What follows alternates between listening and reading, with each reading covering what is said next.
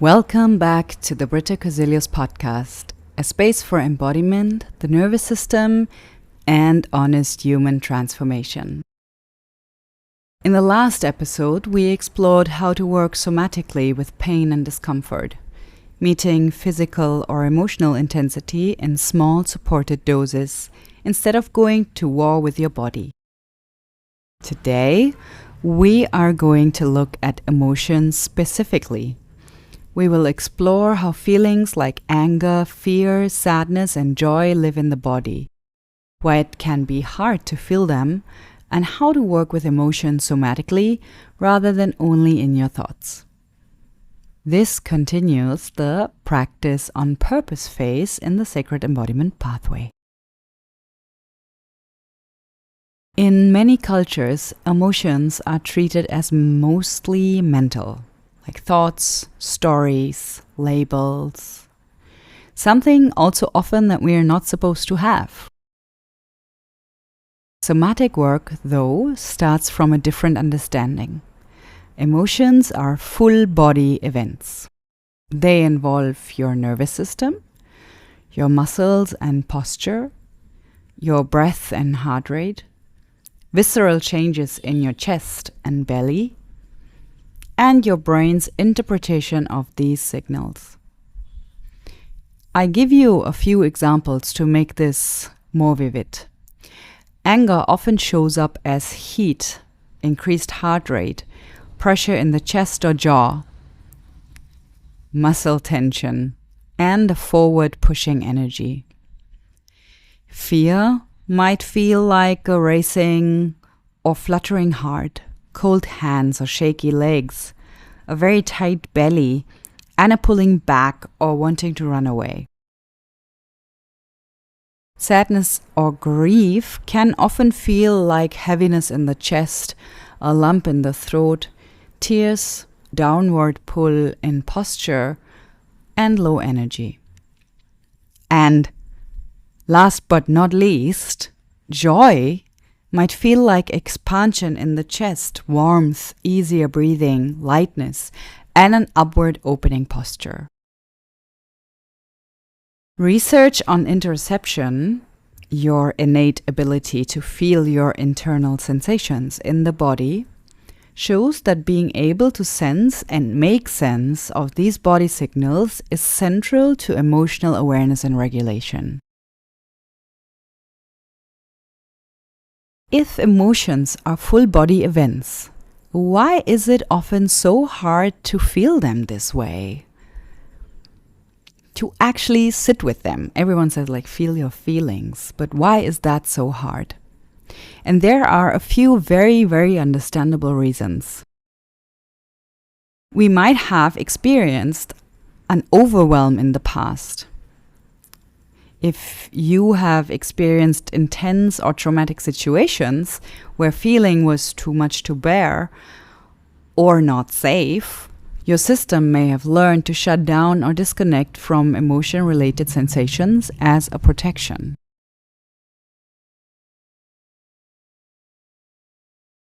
Maybe you got messages about being emotional. If growing up, emotions were mocked, punished, or ignored, your system might associate feeling with danger, shame, or rejection. And also, one point is living outside your window of tolerance. When you are already in chronic hyperarousal or hypoarousal, emotions can feel like a threat to whatever fragile balance you have, so your system avoids them.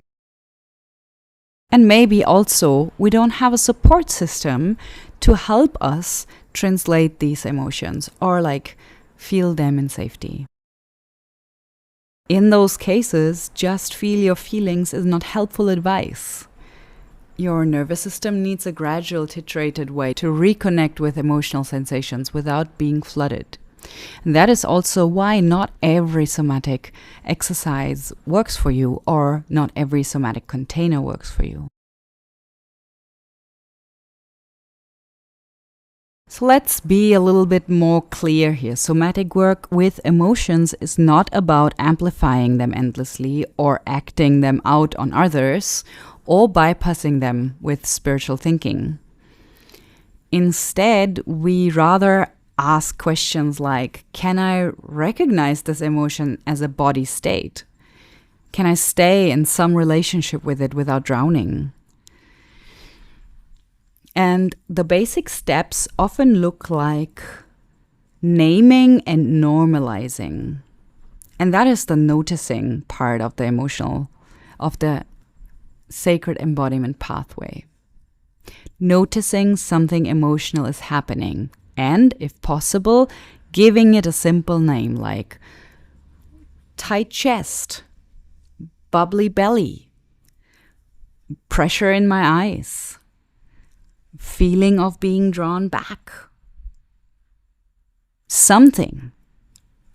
Even if you use the labels of anger or fear, sadness, shame, or grief, it's still just a label. We are wanting to rather have or find out the names of the sensations, but that is also very fine. I can say, hi, my anger is here again. And so naming itself can reduce the intensity of the sensations. We can also locate them in the body. I already spoke a little bit about that.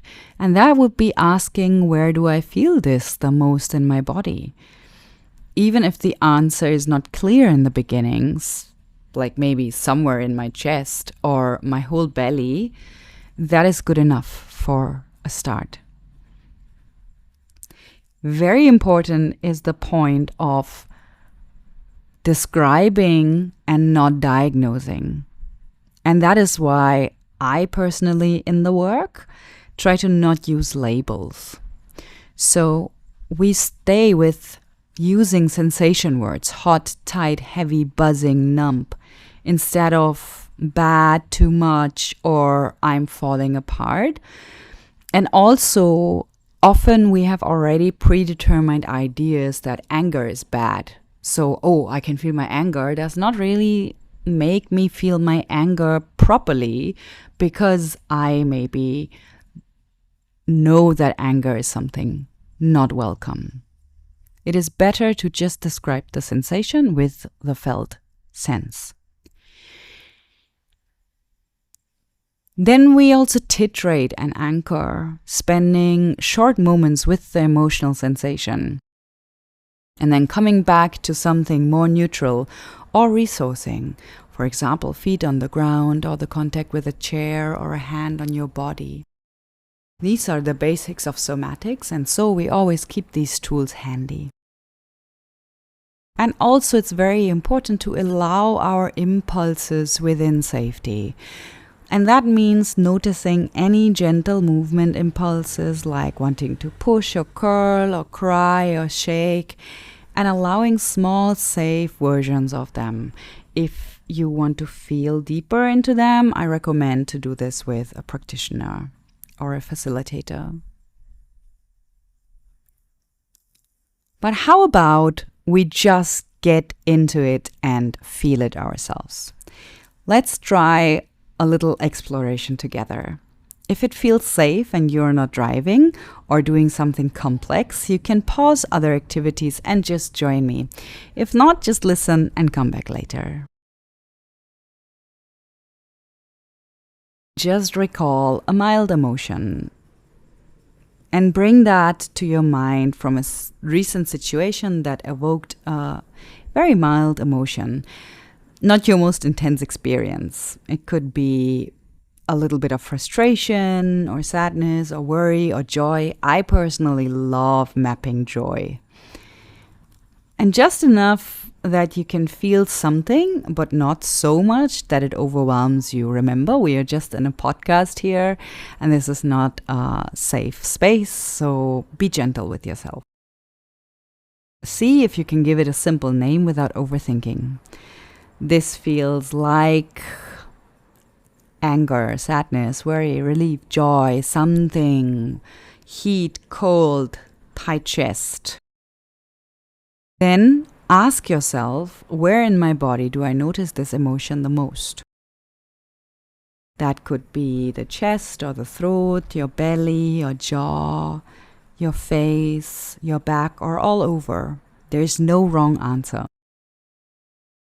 And then describe the sensation. Now, let's use somatic vocabulary for it. You can ask slowly. Is it tight or heavy or warm or cold, prickly, numb, buzzing, dense, empty? Is it moving or still? Does it have an edge or is it more diffuse? Allow yourself to spend about 10 to 20 seconds simply describing like a curious reporter.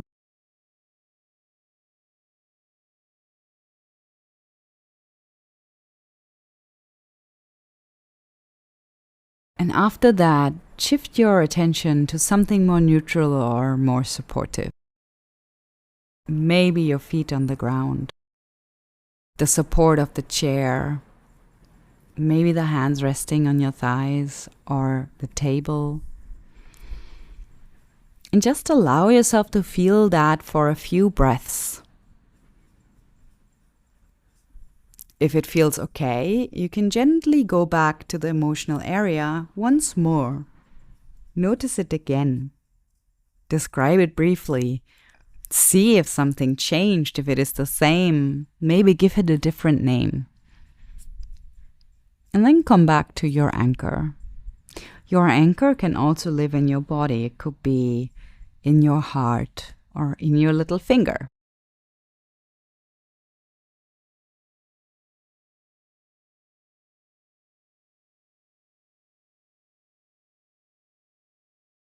At the end, allow your attention to widen to the whole room again. Notice how you feel now without needing it to be better or worse. This is somatic work with emotion. Short visits, descriptive language, anchored in safety. This we do when we are stable. And this is the practice that will help us when we are in overwhelm.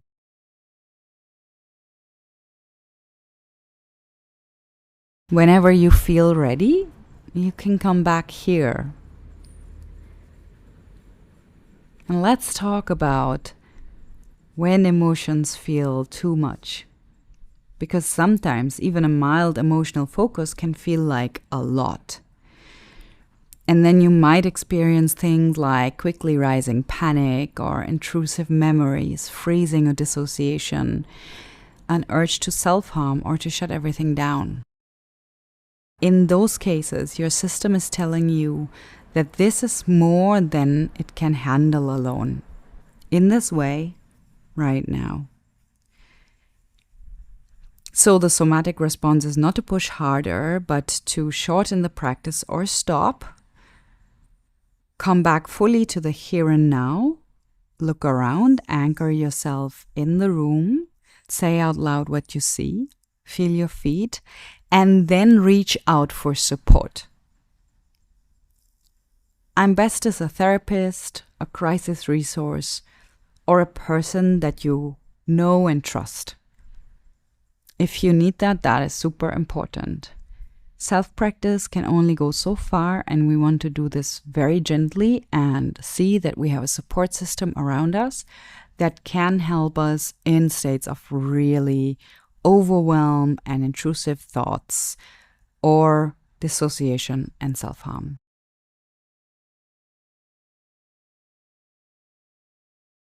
And I want to just remind you that it's okay to have these limits. Your limits are information about what your nervous system needs, and sometimes we need co-regulation and we need someone professional. And that is also a very, very valid response and a very, very good way to tend to your own system. Over time, practicing emotions in this somatic and safe way can change how you relate to your inner world. Research suggests that improving your ability to notice and interpret internal body signals, remember your interoceptive ability, is closely linked to emotional awareness and regulation. People who can sense their bodies more accurately often have more nuanced emotional language and more flexibility in how they respond. And practically, this can look like recognizing way earlier when you are approaching the edge of your window of tolerance. Or differentiating between I'm anxious and I'm sad and tired. Or I'm hungry. Or being able to feel anger without immediately exploding or shutting down. And also allowing grief to move in waves instead of holding it all in. But also, it can help you correspond and communicate with the people around you so much better because you're now literate in a language that goes so much deeper in connection. I just would like to reiterate that this doesn't mean you will never feel overwhelmed. It means you slowly become less scared of your own emotions. Because you can feel them as a sensation you can be with. Not only as stories that swallow you completely and throw you around.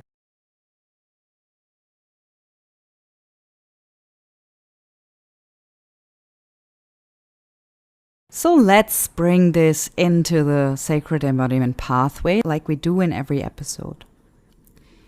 We first start with notice, so you become aware that emotions live in your body, not just in your thoughts. Then you befriend them. You see emotional waves as part of being human, not as proof that you are broken, and not as panic mode. But actually it's something that can be understood and can be mapped. We then stabilize, and you build the capacity to stay with emotional sensations in small, safe doses. We did that today. And then you integrate your emotional awareness begins to inform your boundaries, your rest, your relationships, and your choices.